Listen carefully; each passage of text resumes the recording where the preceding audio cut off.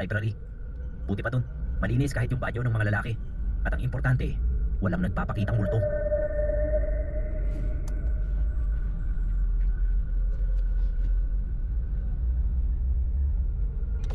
Sir Neb, isang mapagpalang araw po sa inyo at sa lahat ng bumubuo ng Pinoy Creepypasta. Ako nga pala si Biel at narito ako para magbahagi ng isang kwentong katatakutan na naranasan ko. Isa akong field collector o sa madaling salita, kolektor ng pautang ng kumpanya. Naniningil.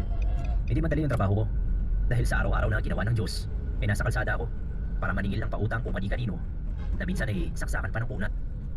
Madalas akong gabihin sa pag-uwi dahil dyan. Binabalik-balikan ko pa kasi yung mga sinisingil ko tapos isasubmit pa sa opisina. Nakakapagod at nakakatamad sa totoo lang. Pero sa lahat ng hassle sa trabaho, mayroong isa na talagang hindi na mawawala sa alaala ko at wala yung kinalaman sa paniningil. Isang gabi ng Huwebes, as usual galing ako sa paniningil.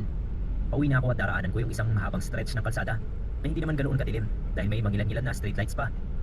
Sanay na ako sa rutang yon, provincial road at bibihira na yung dumadaan tuwing gabi. Nung bigla na lang may sumulpot na batang babae sa mismong harapan ko. Nagpreno ako, sinagad ko. Tipong ako ang titilapon. Kaso huli na, dama ko talaga yung pagtama ng katawan niya sa motor ko.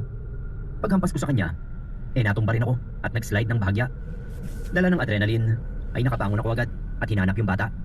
Wala yung bata. Naluluha na ako sa takot. Maraming tumatakbo sa isip ko at ang bukang bibig ko noon, patay ako. Nakasagasa ako ng bata. Pero parang wala akong nasagasaan dahil kahit na anong ikot ko, hindi ko nakita yung bata. Para akong nababaliw. Lalo pa at may paparating ng sasakyan. Aaminin kong natuwag ako. Kaya mabilis kong binangon ang motor ko. Kahit nanginginig pa rin ang tuhod ko ay sumakay na ako at umalis na. Pagdating sa apartment, hindi ko nahilubad yung helmet ko. Tinignan ko agad ang motor para sa bahid ng ebidensya. Doon ko nakita yung tambak na gasgas at bahid ng putik at dugo. Doon sa may tapaluto. Maiiyak na naman ako noon. May nasagasaan talaga ako. Pero yung luha ko ay umurong nang maamoy ko yung lansa ng dugo. Triple ang lansa noon sa normal na amoy ng dugo. Para akong hiningahan ng patay. Hindi ko man siya inaamoy ng rekta, ay umaalingasaw pa rin yung lansa. Sobra talaga. Muntik na akong masuka. Pinuhusan ko agad ng tubig, sabay linis ng sabon at downy. Lahat ng maaaring pamatay ng amoy, ginamit ko. Umasa akong mawawala yung amoy.